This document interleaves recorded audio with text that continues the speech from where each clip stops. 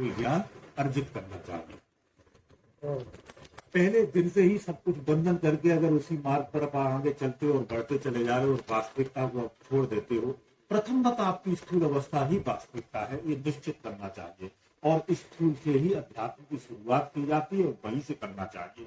यानी आप जिस स्थान पर, जिस अवस्था में, जिस स्थिति जहां भी हैं, उसी स्थिति को अपना करके आगे बढ़ना है। स्थूल को त्यागना नहीं है, इसे झूठा बोल करके त्यागना नहीं है।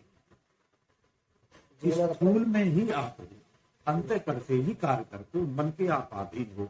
यही से धीरे धीरे धीरे धीरे प्रयास करना है। जब धीरे धीरे एक लंबा प्रयास हो जाता है तो आप दूसरा मार्ग खोल लेते हो।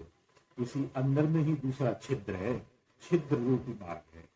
उस मार्ग को सतगुरु बताता है। इसके अलावा उसकी युक्ति भी किसी के पास नहीं है। जानना सीखना आप कहीं पन्नों से जान सकते हो कि छिद्र इस तरह का होता, आकार इस तरह का होता है, इस तरह से प्रवेश करते हैं, ये भी आप सीख सकते हो। लेकिन ये सब सीखने से आप प्रवेश नहीं कर पाते हो। प्रवेश आप तभी कर पाओगे जब उस मार्ग पर चलोगे। जब उस मार्ग पर चलोगे तो उस पार भी हो जाओगे। इसके लिए आपको क्या करना पड़ेगा? इसके लिए आपको पारंगत गुरु चाहिए, जो इस मार्ग पर रोज आता है, रोज जाता है।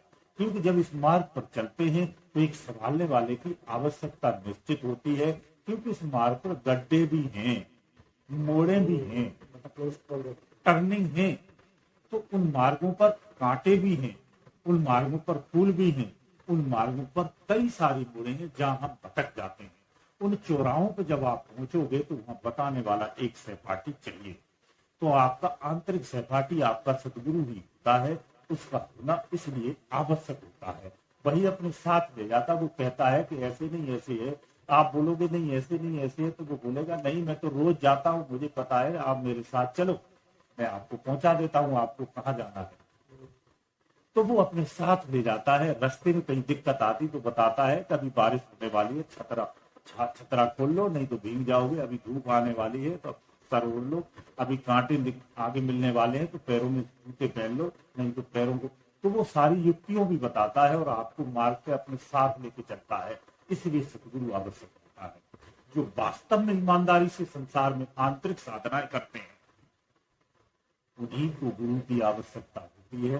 संसारिक रूप से अगर आप जीवन जीते हो, उसमें आपका गुरु हो अथवा ना हो, दोनों में चल जाता है, गुजारा हो जाता है। आंतरिक साधनाओं में गुरु चाहिए। आंतरिक साधना में अगर आपके पास गुरु नहीं है तो आप अंतर का मार्ग नहीं चल सकते हैं, क्योंकि वो बेहोशी का मार्ग है। वहां बुद्धि काम नहीं आती है, बुद्धि सो जाती है। जब बुद्धि को भी आप त्याग जाते हो, मन को भी आप त्याग जाते हो, तन को भी आप त्याग जाते हो, सूक्ष्म रूप में मन वहां भी रहता है और अंतःकरण के तीन चीजें अलग हो जाती है। तो जब उस मार्ग पर आप चलते हो, अंदर में जब वहां बुद्धि आपके काम आती नहीं है तो आप वहां लाचार से हो जाते प्रारंभिक अवस्था में। वहां गुरु चाहिए, वहां आपको संभालने वाला चाहिए।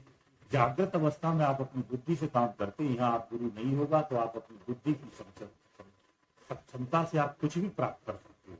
ये कैपेबिलिटी होती है, ये कॉन्फिडेंस होता है, लेकिन अंतर नहीं होता है। इसीलिए गुरु अध्यात्म की आंतरिक यात्रा में गुरु की आवश्यकता होती है। उसके बगैर वो यात्राएं नहीं हो पाती है। जो आडंबरी संसार में कहता है कि बिना गुरु के कुछ नहीं होता, दीक्षा और दान दे दीजिए, वो बाहरी आडंबर है। गुरु को कुछ दीक्षा भी के उपरांत भी आप कुछ नहीं देते हो तो भी वो खुश रहता है, वही सच्चा गुरु होता है। जो आपके दान पर, आपके मान पर अगर वो आकर्षित रहता है, वो सच्चा गुरु नहीं हो सकता है। संसारिक गुरु, क्योंकि संसार में जो गुरुओं की पद्धति कही गई है वो लालच, उसमें कहीं कहीं स्वार्थ। आंतरिक जो गुरु होता है वो निस्वार्थ होता है, उसके अंदर में लेस मात्र भी स्वार्थ नहीं होता है, पूर्ण रूप से सर्वज्ञ और परमार्थिक होता है। जो उस मार्ग पर चलता है वो उससे परिचय नहीं पूछता है, उस मार्ग पर चलने वाले केवल और केवल मदद करता है। वो ये नहीं देखता है तुम कौन हो, कहां से हो, क्या करते हो, उसे सिर्फ उस पथ पर चलने वाले की सिर्फ मदद करता है, निस्वार्थ करता है। जब तक वो चलता रहता है तब तक उसकी मदद ही करता है। ये सच्चा सदगुरु अंदर में इस तरह से कार्य करता है। इसलिए सच्चा सदगुरु रूहानी रूप में ही होता है और सच्चे सदगुरु की अध्यात्म की यात्रा में कभी जरूरत आवश्यकता होती है, परम आवश्यकता होती है। गुरुओं की पद्धति जो है बहुत पुरानी है, आदिकाल से चली आई है, लेकिन जो बाहरी रूप से गुरु होते हैं और आंतरिक रूप से जो गुरु होते हैं, दोनों में जमीन और आसमान का अंतर है, दोनों पे।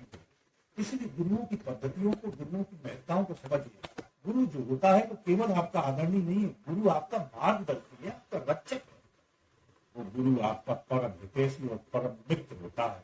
गुरु ही संसार में सच्चा मित्र होता है, इसके अलावा आपका संसार कोई हितैषी हो ही नहीं सकता है। यहाँ तक कि हमारे अपने जो सगे रिश्ते होते हैं वो भी स्वार्थ से ही जुड़े होते हैं। जब वो स्वार्थ पूर्ण हो जाता है, उन रिश्तों में अगाढ़ता, प्रेमता, आकर्षण कम हो जाता है। क्योंकि स्वार्थ सिद्ध होने के बाद आकर्षण निश्चित रूप से खत्म होना ही होता है। जो सर्वज्ञता है सबके साथ होता है। इसलिए स्वार्थ पूर्ण रिश्ते होते हैं, ये आपके जीवन जीने की व्यवस्था के लिए है। ये आपके नहीं थे, न पहले थे, न आज है, न आगे हो सकते हैं। ये मिथ्या बातें हैं, अंधविश्वास की बातें हैं, जिसे हम 7 जन्मों तक बांधने का बंधन में प्रयास करते हैं। ऐसी अज्ञानता में कार्य होते हैं कि जब हम अज्ञानी होते तभी करते हैं। जो ज्ञानमय अवस्था में हो जाता है उसे 7 जन्म तक का विस्तार भोगना नहीं होता है, उससे पहले ही जन्म में अपना कल्याण कर लेता है। ऐसा ज्ञानी पुरुष 7 जन्मों के बंधन के लिए नहीं कहता है। जैसे पत्नी और पति की बंधन को जो विवाह के समय 7 फेरों के साथ 7 जन्मों के बंधन की बात कही जाती है, ये अज्ञानता भरे ही कार्य हैं। हमें ज्ञानमय अवस्था में आना चाहिए और इस तरह के किसी के साथ बंधन की कामना नहीं करना चाहिए। हमें सदा मुक्त की कामना करना चाहिए, ना कि बंधन की। ये अज्ञानता पूर्ण विषय है जो वेद विदित में कहा गया है। वेदों ने प्रेरणा दी है कर्म कांड को जीने के लिए, संसार को जीने के लिए। वो ये विदित बताता है, वेद कभी अंधविश्वास में नहीं फंसाता है। हमने गलत धारणाओं से, गलत मानसिकता से, गलत चित्त से, स्वार्थ के अनुसार उसे स्वीकार किया है और अपनी धारणाओं के अनुसार वेदों को स्वीकार किया है। इसीलिए ये अंधविश्वास में आता है, इसीलिए इसे अंधविश्वास कहा जाता है। वेद स्वयं में निष्पाप है, उस वेद को आप कलंकित नहीं कर सकते हैं। वो मार्गदर्शक है, प्रेरक है। आपने अपनी अज्ञानता में उस धारणा को गलत ठहराया है, इसलिए आप गलत हो सकते हैं, वेद गलत नहीं होता है।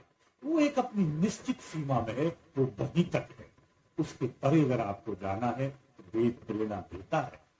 इसलिए हमें बंधन नहीं, हमें बंधन मुक्त होना है। बंधन बनाने की, बंधन रखने की या भविष्य में बंधन बना रहे, इसकी कामना नहीं करनी है। इस तरह से आप अपने जीवन का कल्याण कर सकते हो। अगर आप बंधन मुक्त होते हो तो आप सच्चाई को, सत्य को पा पाओगे। अगर सत्य को पाना है तो बंधन मुक्त ही होना पड़ेगा। अगर बंधन मुक्त आप नहीं होते हैं तो आप सत्य को नहीं जान सकते हैं, जानकर भी उसे पा नहीं सकते। इसलिए संसार में बहुत सारे ऐसे साधक हैं जो सत्य को जानते हैं, उसके मार्ग को भी जानते हैं, उनकी युक्तियों को भी जानते हैं, भली भांति जानते हैं कैसे परमात्मा की प्राप्ति होती, सब कुछ जानते हैं। उनसे पूछो तो एक ही श्वास में पूरा विस्तार बता सकते हैं।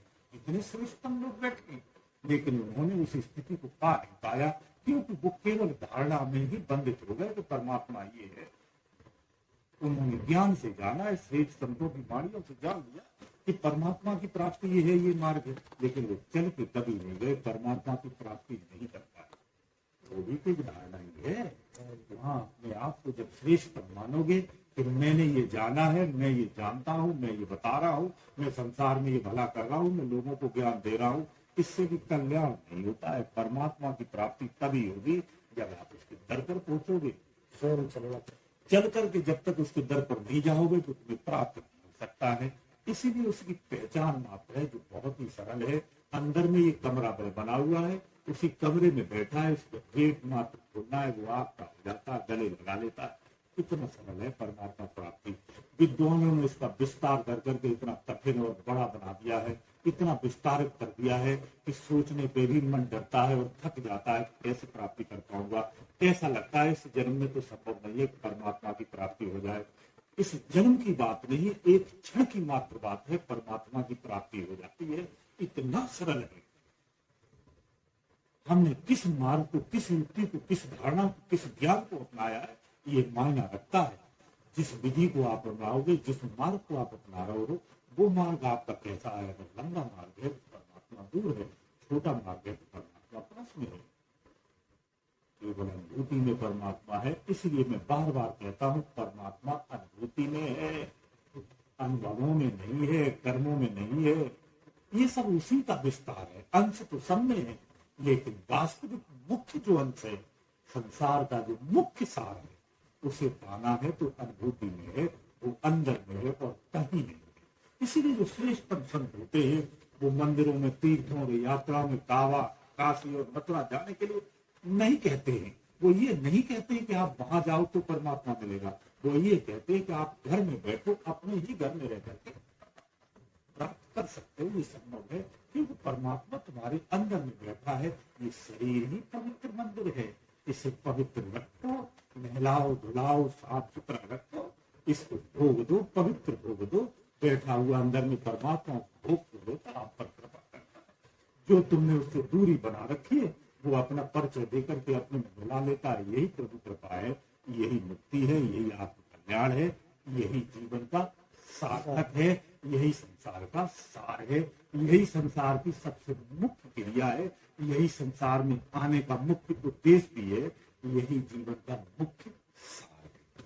बोलो गुरुदेव दयालु। गुरुदेव